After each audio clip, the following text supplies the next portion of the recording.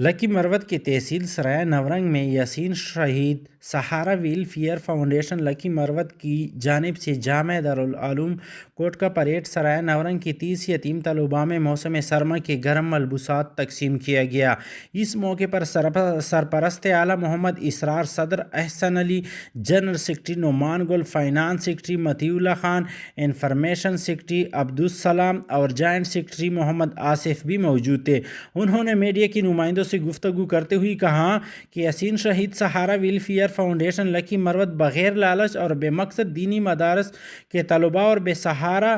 افراد کی تدریس کے لیے ہر وقت خدمت میں لگی ہوئی ہیں، کیونکہ انسانیت کی خدمت پر اللہ پاک راضی ہو جاتے ہیں۔ انہوں نے کہا کہ اس بے تحاشا مہنگائی کے دور میں کم آمدن والے خاندان زیادہ مشکلات کا شکار ہیں۔ انہوں نے مزید کہا